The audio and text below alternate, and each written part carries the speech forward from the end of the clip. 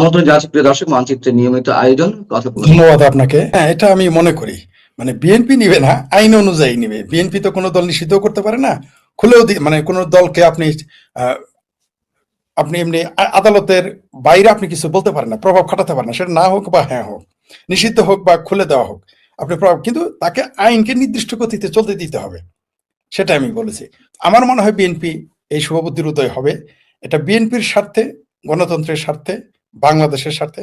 অবশ্যই আমার মনে হয় বিএনপি এটা মেনে নেবে এবং উঠিয়ে নেবে বিএনপি। আর যদি না নেয় তাহলে বিএনপি মস্ত বড় একটা ভুল করবে, এবং এই ভুলের খেসারত সবাইকে দিতে হবে, তাদেরকেও দিতে হবে, গণতন্ত্রকেও দিতে হবে, আমাদের দেশকেও দিতে হবে বলে আমি মনে করি। এবং খুব শীঘ্রই এটা করা উচিত। আমার মনে হয় এই মুহূর্তে আওয়ামী লীগের পক্ষ থেকে কাউকে না কাউকে বা কেউ, আমি আমি যদি এই মুহূর্তে আত্মগোপনে না থাকতাম, হয়তো আমি আদালতে যেতাম রিট করার জন্য কোনো উকিলের মাধ্যমে, হয়তো করতাম, বা যে কেউ করতে পারে বাংলাদেশের নাগরিক হিসেবে। আর এটা মূলত সম্ভবত একটা আইনগত ব্যাপার আছে, তো আওয়ামী লীগের সদস্য হইতে হবে, আওয়ামী লীগের সদস্যই কেবল এটা করতে পারবে মামলা। তাদেরকে কেউ না কেউ, নেতা কর্মী সদস্য, তারা যে কেউ এটা আদালতে যেতে পারে, এবং আমার মনে হয় বিএনপি এটাকে স্বাভাবিকভাবে নিবে।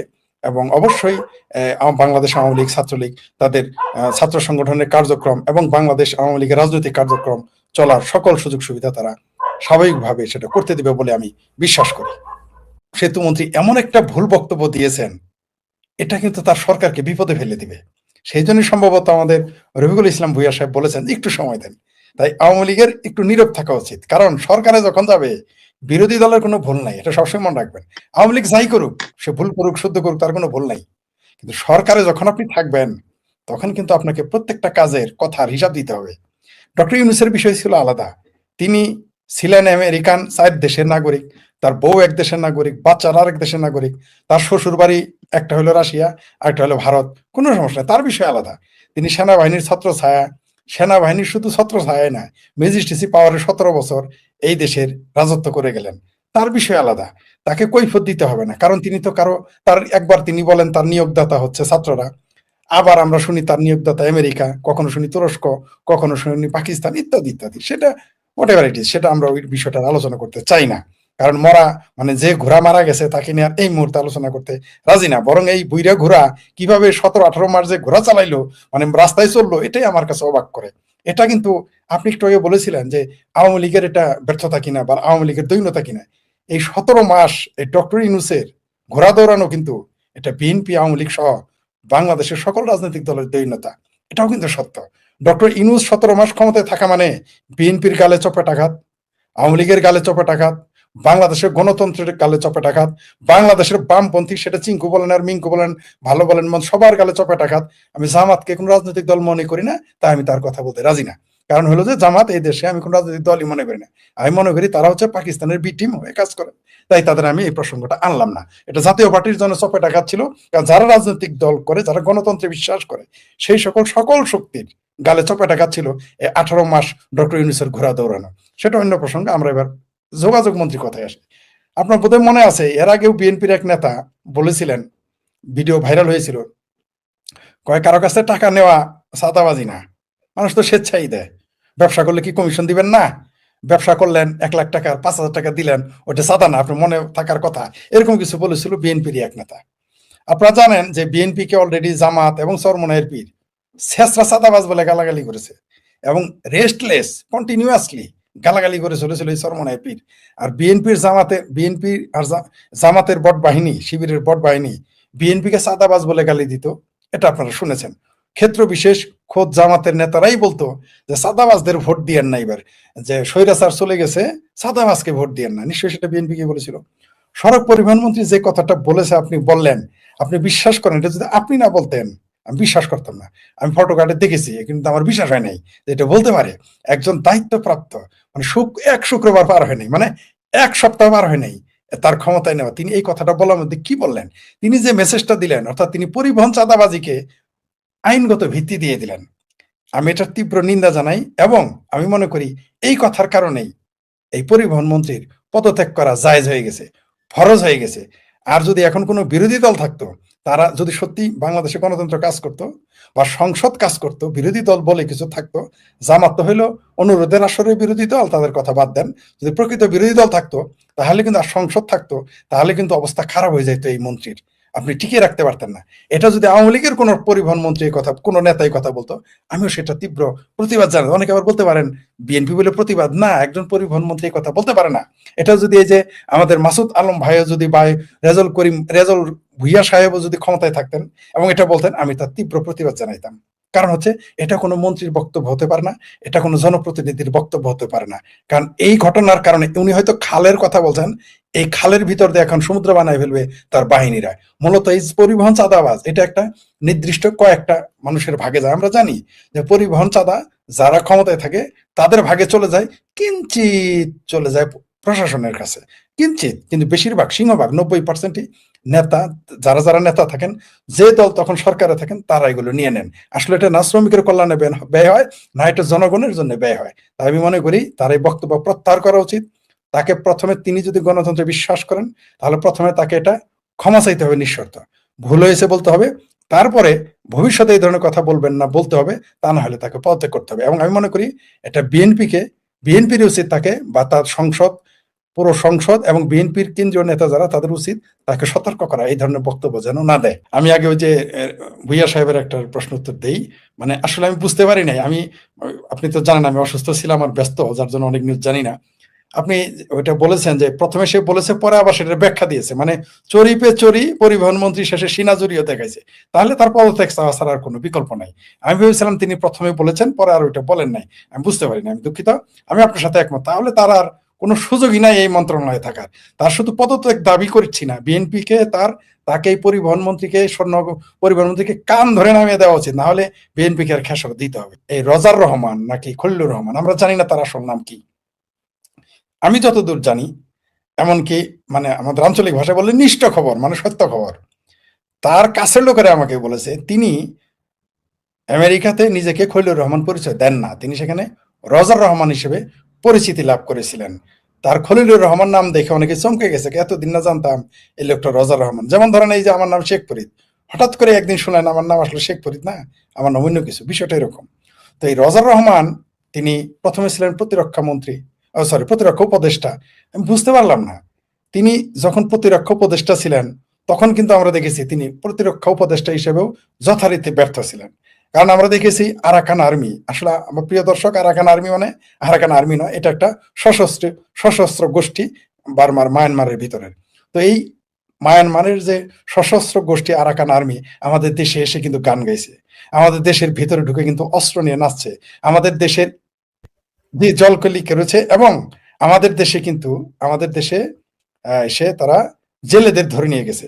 আমাদের প্রতিরক্ষা মন্ত্রীকে আমরা প্রতিরক্ষা উপদেষ্টায় কোনো কথা বলতে শুনি নাই। বরং আমরা কি দেখেছি এই ব্যাপারে তিনি একেবারে নীরব। বরং আরো একটা জিনিস দেখেছি যে বাংলাদেশের রোহিঙ্গাদের পাসপোর্টও দেওয়া হয়েছে, এটাও আমরা দেখেছি। মানে চরমভাবে তিনি ব্যর্থ। আর আপনি যেটা বললেন বিএনপি তার পদত্যাগ চেয়েছিল, আমরা দেখেছি লন্ডন থেকে ফিরে আসার পরেই তার পদত্যাগ তারা চেয়েছিল। কেন চেয়েছিল তা আমরা এই মুহূর্তে ব্যাখ্যা করতে যাচ্ছি না, কিন্তু পদত্যাগ চেয়েছিল, এটা সত্য।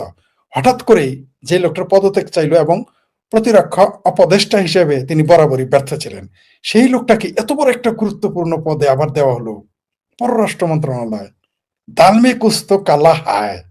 কারণ এটা অনুরোধে ঢেকে গেলে নাই বিএনপি, আমার মনে হয় বিএনপিকে ঘেটি ধরে এটা খাওয়ানো হয়েছে। এখন সেটা কে খাওয়ালো, আমেরিকা না ভারত, না আমেরিকা, তা আমরা বলতে পারবো না। কারণ পর্দার অন্তরালে আসলে যে কি হয় তা বোঝা বড় মুশকিল। শুধু তাই না, আপনি দেখেন আমরা এও শুনেছি যে জামাতের আমির এবং আমার ওই যে ভাবির বড় পোলা যেটা আর কি নাহিদ, সে দুইজনই ফেল করেছিল। জামাতের আমির এবং নাহিদকে ডক্টর ইউনূসের অনুরোধের আসরে তাদেরকে পাশ করানো হয়েছে, এটা আমরা শুনেছি। এবং এটা সত্যতা থাকতেই পারে। যেমন আমার ভাবির বলার কথা বলতে পারবো না যে নির্বাচনে সে পাশ করবে কিনা, মেম্বার নির্বাচন হলে হয়তো পাশ করতে পারতো, সেটা আমার কোনো সন্দেহ ছিল না, অন্তত মেম্বার হইতে পারতো। যদিও তার সহকারী, যে আমার আরেক ভাবির ছেলে যাকে আমি আদর করে কালাপাড়া বলি, সে বলেছিল যে ইলেকশন করে দেখো মেম্বার হইতে পারবে না, সে নিজেও এখন এমপি কুমিল্লা থেকে হয়েছে। তো তারাই বলেছে তারা মেম্বার হইতে পারবে না, আমি তাদের মেম্বার হিসেবে পাশ করে নিলাম আর কি, মনে করলাম। কিন্তু এমপি হওয়ার যোগ্যতা তাদের ছিল না, ওই কথা বাদ। কিন্তু জামাতের আমির সাহেব 3বার হ্যাট্রিক করেছেন, তাও কি ফেল টু হ্যাট্রিক। এই লোকটা পাশ করবে আপনি বিশ্বাস করেন, তা আবার ঢাকায়, এটা বিশ্বাসযোগ্য? আমার বিশ্বাস হয় না। যাই হোক, সেটা অন্য বিষয়। তো এরকম অনুরোধের অনেক কিছু গিলতে হয়েছে তারেক রহমানকে। আর ওটা গিলেছে, অনুরোধে গিলতে হয়েছে, অনুরোধে অনেক সময় গিলতে হয়। কিন্তু এই রজার রহমান ওরফে খলিল রহমান এটা অনুরোধে গিলেন নাই তারেক রহমান। আমার ধারণা তাকে ঘাড়ে পাড়া দিয়া, মানে যেমন আঞ্চলিক ভাষায় বললাম, দুঃখিত, আমি স্ট্রিট পিপলের ভাষাতে কথা বলি, ঘাড়ে পাড়া দিয়ে এটা মানতে বাধ্য করানো হয়েছে। এটা স্পষ্ট, নইলে এই খলিলুর রহমান, রজার রহমান, যার বিরুদ্ধে ভয়ঙ্কর অভিযোগ রয়েছে, তার বিরুদ্ধে রয়েছে পরকীয়ার অভিযোগ, এবং পরকীয়ার পরে বলা হয়েছে সেখানে একজন আরেকজনকে মেরে ফেলেছে, একজনকে, তার স্ত্রীকে মেরে ফেলেছে, এবং পরে সেই লোক আত্মহত্যা করছে। সেই ঘটনা এখনো, সেই ঘটনার পূর্ণ তদন্ত হয়নি। সেই লোকটা শুধু তাই না, সে যদি নির্দোষ হইতো একটা কথা ছিল, সে পালিয়ে গিয়েছিল এই ঘটনা করে। হঠাৎ করে রাতে একদিন এই খলিলুর রহমান পালাই গেল। তখন তিনি সম্ভবত কোনো একটা দায়িত্বে ছিলেন, সরকারি কোনো পদে দায়িত্বে ছিলেন, সেখান থেকে তিনি পালাই গেলেন। কোনো উপদেষ্টার তিনি কোনো কিছু ছিলেন, সে পালিয়ে গেল। সেই পলাতক লোকটা বাংলাদেশে আচানক হয়ে গেল প্রতিরক্ষা উপদেষ্টা। আসসালামু আলাইকুম ওয়া রাহমাতুল্লাহি ওয়া বারাকাতুহু। সম্মানিত দর্শক, প্রধানমন্ত্রী তারেক রহমান যে মন্ত্রী পরিষদ গঠন করেছেন, সেই মন্ত্রী পরিষদের মধ্যে সবচেয়ে প্রভাবশালী মন্ত্রী কে? কার প্রতি তারেক রহমান সাহেবের আপত্ত স্নেহ, ভালোবাসা এবং তার যে ক্ষমতার ছায়া, প্রধানমন্ত্রী ক্ষমতার যে ছায়া, সেই ছায়াটি কোন মন্ত্রীর উপর সবচেয়ে বেশি? এবারে যে সংসদ, এখানে বহু নতুন মুখের যাকে বলা হয় অভ্যুদয় ঘটেছে। অনেকে সংসদ সদস্য হয়েছেন যাদের পরিচিতি হতে সময় লাগবে, নির্বাচনী এলাকার বাইরে হয়তো তাদের পরিচিতি নেই। আবার অনেকে যাকে বলা হয় মন্ত্রী হয়েছেন, তো মন্ত্রী হওয়ার পরে বয়সে একেবারেই তরুণ, তারপর অন্য দল থেকে এসেছেন, এরপর নিজের দলের মধ্যেও উল্লেখযোগ্য কোনো অবস্থানে ছিলেন না, কিন্তু বড় বড় মন্ত্রিত্ব পেয়েছেন। তো সেক্ষেত্রে পার্টির মধ্যে, দলের ভিতরে এগুলো নিয়ে প্রচুর আলোচনা হচ্ছে এই কারণে যে বিএনপির দুঃসময়গুলোতে যারা বিএনপির ঝান্ডা তুলে ধরেছেন, রক্ত ঝরিয়েছেন, 17টা বছর ধরে জেল জুলুম হুলিয়ে খেটেছেন, কোনো অবস্থাতেই তারেক রহমান সাহেবের প্রতি তেলবাজি করেননি, কিন্তু তারেক রহমান সাহেবের প্রতি বেইমানি করেননি। বেগম জিয়ার বিরুদ্ধে কখনো যাননি, দলের বিরুদ্ধে কখনো যাননি। এরকম অসংখ্য মানুষ এইবার মন্ত্রিত্ব পাননি, আর তাদের মন্ত্রিত্ব না পাওয়ার কারণে পুরো বিএনপির মধ্যে যে রাজনীতির যে ভারসাম্য, সেই ভারসাম্য নষ্ট হয়ে গেছে। এবং এটা তারেক রহমান সাহেব আবার তাদেরকে ডেকে এনে মন্ত্রিত্ব দিলেও লাভ হবে না, ভারসাম্যটাই নষ্ট হয়ে গেছে। মির্জা আব্বাসের বাসায় কান্নার রোল, গয়েশ্বর বাবুর বাসায় হতাশা, জয়নাল আবেদিন ফারুক প্রবীণ নেতা, এরপর অ্যাডভোকেট জয়নাল আবেদিন বরিশালের যিনি সংসদ সদস্য হয়েছেন তিনি, মাহবুবউদ্দিন খোকন, তারপর অন্যান্য যারা আছেন, আলতাফ হোসেন চৌধুরী। আচ্ছা বলেন তো, এই মানুষগুলোর যে কন্ট্রিবিউশন দলের প্রতি, এবং মানে তারা যে পরিমাণ জুলুম অত্যাচার স্বীকার করেছেন, সে তুলনায় যারা মন্ত্রী পরিষদে স্থান পেয়েছেন তাদের যদি ভূমিকা চিন্তা করেন, আপনার কাছে কেমন লাগবে বলেন? কিংবা ধরুন ফজলুর রহমান, মুক্তিযোদ্ধা ফজলুর রহমান, তো তাকে যদি মনোনয়ন না দেওয়া হতো এটা বেটার ছিল। মনোনয়ন না দিলে তিনি ঠিক ফজু পাগলা হিসেবে থাকতেন, কিন্তু তিনি যখন মনোনয়ন পেলেন, নির্বাচিত হলেন, এখন পার্লামেন্টে যাবেন। এই পার্লামেন্টে ফজলুর রহমান সাহেবের সমপর্যায়ের লোক কয়জন আছেন? তার নাতির বয়সী, তার ছেলের বয়সী, তারা মন্ত্রী মহোদয় হয়ে সামনে ঘুরবেন। এটি গয়েশ্বর বাবু, মির্জা আব্বাস, অন্যান্য যারা আছেন তাদের জন্য যে কত বড় অবমাননাকর, এটি কিছু দৃশ্য আমি দেখেছি 2009 সনে, যখন ওবায়দুল কাদের মন্ত্রী হলেন না, শেখ সেলিম মন্ত্রী হলেন না, তারপর সুরজিৎ বাবু মন্ত্রী হলেন না, শেখ সেলিম মন্ত্রী হলেন না। ওই দৃশ্য, মানে তারা মন্ত্রী না হওয়ার পরে বঙ্গভবনে তাদের যে অভিব্যক্তি, তাদের যে বেদনা, এবং পরবর্তীতে আমরা যারা শেখ হাসিনার খুব কাছাকাছি ছিলাম, মানে আমাদেরকে দেখলে তারা যেভাবে আকুতি জানাতেন, কথা বলতেন, অসহায়ত্ব প্রকাশ করতেন, ও কথা মানে ওটা আমি কখনোই ভুলতে পারবো না। আওয়ামী লীগের যে পতন, আওয়ামী লীগের যে রাজনীতির ভারসাম্যহীনতা, এটা মূলত ওই যে আওয়ামী লীগের যে লোকগুলো মানে তাদেরকে অপমান করার কারণে। যদি তাদের ব্যাপারে প্রধানমন্ত্রী শেখ হাসিনার যাকে বলে দ্বিমত থাকতো, অমত থাকতো, তাদেরকে যাকে বলে মনোনয়ন দেওয়া উচিত ছিল না, দল থেকে বহিষ্কার করা যেত যে এই কারণে আমি আপনাদেরকে বহিষ্কার করেছি।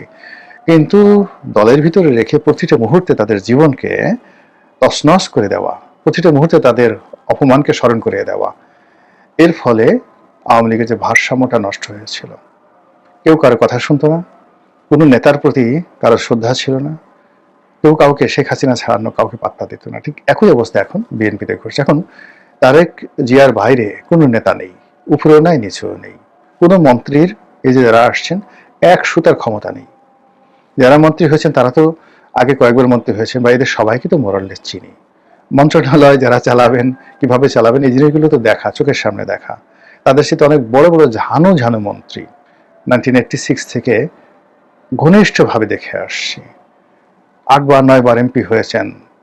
মানে এখন এরকম বড় বড় লোক রয়েছেন যাদেরকে যদি একটা টেলিফোন করি তারা কিন্তু কল ব্যাক করেন। আপনার সামনে যদি সেই দৃশ্য দেখেন আপনি অবাক হয়ে যাবেন যে এই মানুষ গোলাম মোল্লা রনিকে কল ব্যাক করেছে। এটা সম্পর্কের কারণে সেই সম্পর্কটা বজায় রেখেছে। ফলে ওই অভিজ্ঞতা থেকেই বলছি যে পরিস্থিতি তৈরি হয়েছে, সেই পরিস্থিতিতে তারেক রহমান সাহেবের যে ক্যাবিনেট গঠিত হয়েছে, একটা সিঙ্গেল ক্যাবিনেটের একজন সিঙ্গেল মেম্বার স্বতন্ত্রভাবে কোনো কাজ করতে পারবেন না। ফাইল নিয়ে আওয়ামী লীগ জমানাতে বগল দাবা করে সবাই যেভাবে ঘন্টার পর ঘন্টা শেখ হাসিনার কাছে বসে থাকতেন গণভবনে গিয়ে, যে এই ফাইলে স্বাক্ষর করব কি করব না। এমনও ঘটনা ঘটেছে, একজন মন্ত্রী হয়তো 1 মাস চেষ্টা করে প্রধানমন্ত্রীর সাথে দেখা করতে পারেননি, আর প্রধানমন্ত্রীর অনুমতি ছাড়া কোনো ফাইলে স্বাক্ষর করতে মন্ত্রীদের সাহস ছিল না। এর ফলে প্রধানমন্ত্রী অপরিসীম ক্ষমতার অধিকারী হয়ে পড়েছিলেন। কিন্তু যোগ্য মন্ত্রী যারা দুই হতেন, তোভাল সাহেব, আমর সাহেব, সঞ্জিত সেনগুপ্ত, তারা মানে প্রধানমন্ত্রীকে জানাতেন, বড় জোর টেলিফোন করতেন, কিন্তু ফাইলটা স্বাক্ষর করে ছেড়ে দিতেন। একই অবস্থা এখন এই জমানাতে যে মন্ত্রী পরিষদ হয়েছে, একটা সিঙ্গেল বিষয়ে স্বতন্ত্রভাবে স্বাক্ষর করার মতো সামর্থ্য, শক্তি, সাহস একজন মন্ত্রীর নেই। আমি এটা লিখে দিলাম। যদি কোনো মন্ত্রী বলতে পারে যে আমি যাকে বলা হয় হিম্মত রাখি, যে কোনো ফাইল স্বতন্ত্রভাবে স্বাক্ষর করবো, তারেক রহমান সাহেবকে জানানোর কোনো প্রশ্ন আসে না, যত হাজার কোটি টাকার প্রজেক্ট হোক, আমি স্বাধীন। এই কথা যদি কেউ বলতে পারেন এই মন্ত্রণালয়ের, আমি ক্ষমা প্রার্থনা করবো, যে আমার এই ভুলের জন্য আমি সরি বলবো। ফলে আপনি এই যে তারেক রহমান সাহেবকে যত সহজ দেখছেন, সরল দেখছেন, যত ইজি গোয়িং দেখছেন, এটা থাকবে না। তার মন্ত্রীরা যখন দুর্বল হয়ে যাবে, ঘন্টার পর ঘন্টা লাইন দেবে, এবং ছোটখাটো সমস্ত বিষয় তার অনুমতির প্রয়োজন হবে, এবং তার অনুমতি ছাড়া যখন কেউ সিদ্ধান্ত নিতে পারবে না, তখন সঙ্গত কারণে তিনি স্বৈরাচারী হয়ে পড়বেন। এটাই দুনিয়ার নিয়ম। এই জন্য এই যে সকল লোকদেরকে নিয়োগ দেওয়া হয়েছে, এদের ব্যাকবোন থাকাটা, মানে মেরুদণ্ড থাকাটা সবচেয়ে শক্তিশালী বিষয় এবং সবচেয়ে গুরুত্বপূর্ণ বিষয়, যেটি এই মন্ত্রণালয়ে যাদেরকে নিয়োগ দেওয়া হয়েছে তারা লাভ দিতে পারবেন, ঝাঁপ দিতে পারবেন, কথার ফুল ঝুড়ে ঝুরাতে পারবেন, আকাশ থেকে হুর নামিয়ে আনতে পারবেন, পরি নামিয়ে আনতে পারবেন, তারা ফেরেশতাদের সঙ্গে ফাইট করতে পারবেন, জিন ভূতের সঙ্গে লড়াই করতে পারবেন, বিশাল কিছু। কিন্তু মানে ছোট্ট একটা সাইন করার ক্ষেত্রে গিয়ে যখন বলবেন, তখন দেখবেন যে হাত পা থর থর করে কাঁপা শুরু করছে, যে আমি এটা নেতার সাথে কথা না বলে পারবো না। এটাই বাস্তবতা। এনিওয়ে, যেটা বলছিলাম যে এখানে অনেককে এবার মন্ত্রী করা হয়েছে, সারপ্রাইজিং, যারা একেবারে নিউ। যেমন দেখা গেল জুনায়েদ সাকি অন্য দলের। এখন জুনায়েদ সাকি কোনোদিন এমপি হবেন, তারপরে মন্ত্রী হবেন, আমি এই নির্বাচনের মানে তার মনোনয়ন পাওয়ার আগ পর্যন্ত আমি বিশ্বাস করতে পারিনি। এরা, এবং তারা নিজেরাও রাজনীতি করেছে, বামধারা রাজনীতি করেছে, প্রথম আলো এদেরকে প্রমোট করেছে, তারপরে মানে এরা প্রথম আলো বাই প্রোডাক্ট, প্রথম আলো প্রমোট করেছে। প্রথম আলো প্রমোট করার পর এই আমেরিকার যে ডিপ স্টেট পলিসি, সেই পলিসির মধ্যে হয়তো সার্টেন গ্রুপের সাথে যুক্ত হয়ে গেছে। এখন সে সেখান থেকে এমপি হওয়ার সঙ্গে সঙ্গে মন্ত্রী হয়ে গেছে। এখন মন্ত্রী হওয়ার পরে সে কি মন্ত্রণালয় পাঠিয়ে জানি না, বাট মানে সিদ্ধান্ত নিতে পারবেন না। আর তার কাছে, জুনায়েদ সাকির কাছে গয়েশ্বর বাবু, মির্জা আব্বাস খান কাদের জন্য যাবেন, উনি বলবেন যে আমি মানে এই গলায় ব্লেড চেপে, মানে আমি গলায় ছুরি চালাবো, আমার গলায় নিজে ব্লেড দেবো, কিন্তু আমি জুনায়েদ সাকির কাছে গিয়ে আমার এলাকার জন্য কোনো কাজের জন্য চাইতে পারবো না। মির্জা আব্বাস গিয়ে নুরুল হক নুরুর কাছে, তারপরে ববি হাজ্জাজের কাছে গিয়ে ধর্ণা ধরবেন, গয়েশ্বর বাবু ধর্ণা ধরবেন, আলতাফ হোসেন চৌধুরী নুরুল হক নুরুর কাছে গিয়ে, নুরু মাননীয় মন্ত্রী মহোদয়, আমি আপনার কাছে আসছি। এটা আলতাফ চৌধুরীর জন্য বিশ্বাস করেন কত বড় একটা ব্যাপার। কিন্তু মন্ত্রী এলাকার সংসদ সদস্যকে তো যে কোনো কাজের জন্য মন্ত্রীর কাছে যেতে হয়। তার জন্য মন্ত্রীর যদি ওই ধরনের জৌলুস না থাকে, ওই ধরনের ব্যক্তিত্ব না থাকে, তাহলে অন্যান্য যারা সংসদ সদস্য তারা মন্ত্রীর কাছে যান না। আর মন্ত্রীর কাছে যদি এমপিরা না যান তাহলে আমলারা বেশি যাবে, নিম্ন স্তরের কর্মকর্তা কর্মচারীরা বেশি যাবে, নেতাকর্মীরা বেশি যাবে, এবং এর ফলে মন্ত্রী দুর্নীতিবাজ হয়ে পড়বে, কর্মহীন হয়ে পড়বে। আর মন্ত্রীর কাছে যদি ভালো ভালো এমপিরা না যান তাহলে মন্ত্রীকে কখনো কোনো সচিব পাত্তা দেয় না, পাত্তাই দেবে না। মন্ত্রণালয়ের একটা ডিএসও পাত্তা দেবে না, এলাকার টিওনো ওসিও পাত্তা দেবে না। একজন মন্ত্রীর সম্মান নির্ভর করে যে সেই মন্ত্রীর কাছে কতজন সংসদ সদস্য যান, তার রুমে যান, আড্ডা দেন, চা খান, এর উপর নির্ভর করবে। দ্বিতীয়ত হলো যে এই সমাজের যারা মানে বুদ্ধিজীবী জ্ঞানী গুণী লোক রয়েছেন, এই সমস্ত লোকদের সাথে মন্ত্রী কেমন খাতির। মন্ত্রীর দরবারে যদি একজন ভালো সমাজের একজন লোক, যে ধান্দাবাজি না এরকম একটা লোক মন্ত্রীর সাথে দেখা করতেছেন, মন্ত্রীর বাসায় যাচ্ছেন, মন্ত্রী তার বাসায় যাচ্ছে, এটার উপর মন্ত্রীর মর্যাদা নির্ভর করবে। কিন্তু এখন আর যারা এখানে হয়েছেন, আমার কাছে এখন পর্যন্ত এদের লক্ষণ গত 17 বছর আমার কাছে আর যা হোক না কেন, মানে এদের কাছে বড় কোনো মানুষ গেছেন, বড় কোনো মানুষের সাথে এদের যোগাযোগ আছে, এরকম লক্ষণ আমি দেখিনি। ফলে ভবিষ্যৎ কি হবে খুব ইজিলি কিন্তু বোঝা যাচ্ছে, এটা রাতারাতি পরিবর্তন হবে না। এখন যেটা বলছিলাম যে এখানে বেশ কয়েকজন মন্ত্রী আছেন যাদের প্রতি জনাব তারেক রহমান সাহেবের অবারিত মানে দয়া, দাক্ষিণ্য, দোয়া, প্রেম, ভালোবাসা উপচে পড়েছে। যেমন ধরুন, শিক্ষা মন্ত্রণালয়ে তিনি এহসানুল হক মিলনকে দিয়েছেন, তার সঙ্গে সঙ্গে দিয়েছেন ববি হাজ্জাজকে। আবার এখানে পুরো বিষয়টি তদারক করার জন্য তিনি মাহাদি আমিনকে দায়িত্ব দিয়েছেন। মাহাদি আমিন তার প্রিয় ভাজন, তার উপদেষ্টা। কাজেই শিক্ষা মন্ত্রণালয়ের কোনো কাজ হবে না, লিখে রাখেন। ববি হাজ্জাজও পারবে না, এহসানুল হক মিলনও পারবে না। মিলন সাহেব আরো 2-3টা লাভ দিতে পারবেন, তিনি আগের মতো হেলিকপ্টারে চলতে পারবেন না, তার কোনো কথা মন্ত্রণালয়ে হবে না। ফলে তিনি দেখবেন যে কি হয়ে যায়, মানে বাংলাদেশের মানে মন্ত্রণালয়গুলোর মধ্যে সবচেয়ে ব্যর্থ মন্ত্রী হয়ে যাবেন তিনি। এর কারণ হলো এই মন্ত্রণালয়ে 3টি লেজ লাগিয়ে দেওয়া হয়েছে। ডক্টর এহসানুল হক মিলন তিনি নিজে, তারেক রহমান সাহেব তো আছেনই, তার সঙ্গে সঙ্গে ববি হাজ্জাজ আছে, ববি হাজ্জাজের সঙ্গে আবার মাহাদি আমিন আছে। এবং এই মন্ত্রণালয়ের নিয়ে যে কূটনামি হবে, প্রতিটি মুহূর্তে এই মন্ত্রণালয়ের সিদ্ধান্ত নিয়ে প্রধানমন্ত্রীর অফিসে যেভাবে দৌড়াদৌড়ি হবে, কাজ করতে পারবে না। এগুলো একটা। আরেকজন মন্ত্রী আছেন, রবিউল সাহেব আছেন, উনি ধানমন্ডি থেকে নির্বাচিত হয়েছেন। তো সেখানে আসলে রবিউলের সঙ্গে যদি আপনি নাসিরউদ্দিন অসীমের কথা চিন্তা করেন, আমরা তো সবাই জানতাম যে নাসিরউদ্দিন অসীম, তার শ্বশুর আব্দুল মান্নান সাহেব ঢাকা জেলা বিএনপির সভাপতি ছিলেন, মন্ত্রী ছিলেন, সে মানে জিয়া পরিবারের খুব ঘনিষ্ঠ জন। আর একেবারে ঢাকা বিশ্ববিদ্যালয়ে যখন অসীম সাহেব পড়তেন, লেখাপড়া করতেন, তখন থেকে একবারে ফ্রন্টিয়ার লাইনের ছাত্রদল করা নেতা, যথেষ্ট ধনী, ব্যারিস্টার, শিক্ষিত, মার্জিত। এবং তারেক রহমান সাহেবের যাদের সাথে তারেক রহমান সাহেবের উঠা বসা হয়, আমার কাছে মনে হচ্ছে ব্যারিস্টার অসীম